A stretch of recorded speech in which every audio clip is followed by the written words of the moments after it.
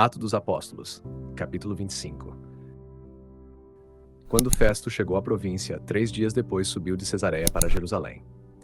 Os sumos sacerdotes e os principais dos judeus foram até ele, apresentando acusações contra Paulo, e pediram um favor em seu desfavor, que ordenasse trazê-lo a Jerusalém, preparando uma emboscada para matá-lo no caminho. Mas Festo respondeu que Paulo deveria continuar detido em Cesareia, e que ele mesmo partiria em breve para lá. E disse: que os mais influentes dentre vós desçam comigo, e se houver algum crime neste homem, acusem-no ali. Tendo permanecido entre eles não mais que 8 ou 10 dias, Festo desceu a Cesareia. No dia seguinte, sentou-se no tribunal e mandou trazer Paulo. Quando Paulo chegou, cercaram-no os judeus que haviam descido de Jerusalém, apresentando muitas e graves acusações que não podiam provar. Paulo, por sua vez, respondeu em sua defesa: não pequei em nada contra a lei dos judeus, nem contra o templo, nem contra César.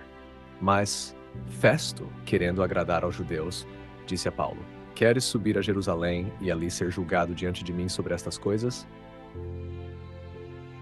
Paulo respondeu com firmeza: estou diante do tribunal de César, onde devo ser julgado. Não fiz mal algum aos judeus, como tu bem sabes. Se de fato cometi alguma injustiça e fiz algo que mereça a morte, não recuso morrer. Mas se nada há de verdadeiro nas acusações que fazem contra mim, ninguém pode entregar-me a eles. Apelo a César. Então Festo, depois de consultar o conselho, respondeu: apelaste a César irás. Alguns dias depois, o rei Agripa e Berenice desceram a Cesareia para saudar Festo. E permanecendo ali vários dias, Festo relatou ao rei o caso de Paulo, dizendo: há aqui um homem deixado preso por Félix. Quando eu estava em Jerusalém, os sumos sacerdotes e os anciãos dos judeus pediram a condenação dele. Mas eu lhes respondi: não é costume dos romanos condenar alguém sem que o acusado tenha diante de si os acusadores e possa defender-se das acusações. Portanto, quando vieram até aqui, sem demora, no dia seguinte sentei-me no tribunal e mandei trazer o homem. Quando os acusadores se apresentaram, não trouxeram nenhuma acusação de crimes como eu esperava. Tinham apenas certas questões sobre sua própria religião e sobre um certo Jesus, que havia morrido, mas que Paulo afirmava estar vivo. Estando eu indeciso quanto a tais questões, perguntei se ele queria ir a Jerusalém para ser julgado ali. Mas Paulo apelou para que sua causa fosse reservada ao julgamento do imperador. Então ordenei que fosse mantido sob custódia até que eu o enviasse a César. Então Agripa disse a Festo: eu também desejaria ouvir esse homem. E Festo respondeu: amanhã o ouvirás. No dia seguinte, Agripa e Berenice chegaram com grande pompa e entraram no auditório com os tribunos e os homens principais da cidade. E por ordem de Festo, Paulo foi trazido. Festo disse: Rei Agripa, e todos vós que estáis aqui conosco, vedes este homem sobre o qual todo o povo dos judeus me apresentou acusações, em Jerusalém e aqui, clamando que ele não devia mais viver. Mas eu descobri que nada fez digno de morte. E, como ele apelou ao imperador, decidi enviá-lo.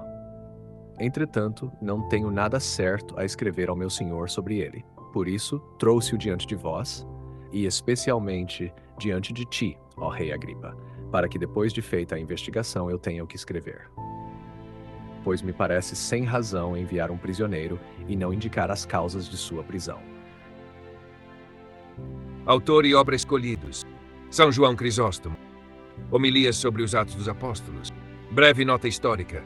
Crisóstomo foi bispo de Constantinopla, pregador e exegeta do século IV, célebre pela clareza moral e pastoral de suas homilias. Suas interpretações acentuam a coragem de Paulo, a providência divina e a censura à hipocrisia dos acusadores. Crisóstomo trata Atos 25 como um quadro que revela 3 dinâmicas fundamentais: a inocência e a coragem de Paulo, que não teme julgamento público, porque sua consciência e missão estão claras; a providência divina que transforma perseguição em ocasião de testemunho, isto é, as tentativas de silenciar Paulo resultam em palco maior, tribunal, rei Agripa, viagem a César; a crítica ao jogo político, a hipocrisia dos acusadores que apresentam acusações graves sem poder prová-las, Crisóstomo usa isso para exortar juízes e ouvintes à justiça verdadeira. Crisóstomo lê o episódio como parte da cadeia providencial que leva Paulo a Roma. Mesmo as hostilidades dos judeus e as manobras políticas, Festus tentando agradar aos judeus, apelo a César, não anulam o plano salvífico. Ao contrário, abrem caminho para o anúncio universal. Esta leitura combina sensibilidade histórica, situação política, Festus, Agripa, César com aplicação moral. Crisóstomo enfatiza que a clareza de consciência de Paulo torna intrépido. Se fosse culpado, teria motivo para temer. Mas sabendo-se inocente, ele se alegra em ser ouvido, mesmo diante de juízes e de um rei, porque responder, dar testemunho é parte de sua vocação. Além disso, o Santo Padre chama a atenção para a atitude dos juízes. Um verdadeiro magistrado deve buscar a verdade e não ceder a pressões para agradar facções.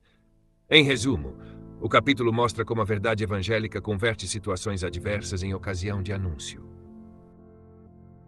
Queridos ouvintes, chegamos ao fim deste audiolivro e quero expressar minha profunda gratidão a todos que permaneceram conosco até aqui. Sua dedicação em acompanhar essa obra é um verdadeiro sinal de busca pela sabedoria e pelo crescimento espiritual. Que o conteúdo ouvido possa nutrir sua alma e fortalecer sua fé. Aproveito para convidá-los a explorar as playlists do canal Caminho Católico, onde vocês encontrarão outros tesouros espirituais. São obras que podem acompanhar e iluminar sua jornada, como Castelo Interior de Santa Teresa de Jesus, Confissões de Santo Agostinho, Palavras Bíblicas com o Evangelho comentado por grandes eclesiásticos, Filoteia de São Francisco de Sales, Tratado da Verdadeira Devoção à Santíssima Virgem de São Luís Maria de Montfort, A Imitação de Cristo de Tomás de Kempis e As Três Idades da Vida Interior do Padre Garrigou Lagrange. Cada uma dessas obras oferece um caminho profundo de reflexão e conversão, e espero que possam encontrar nelas a mesma riqueza espiritual que proporcionaram a tantas gerações. Nosso canal está sempre aberto para quem deseja aprender e crescer na fé. Continue nos acompanhando e compartilhando essa jornada espiritual. Mais uma vez, obrigado por sua presença e que Deus abençoe a todos.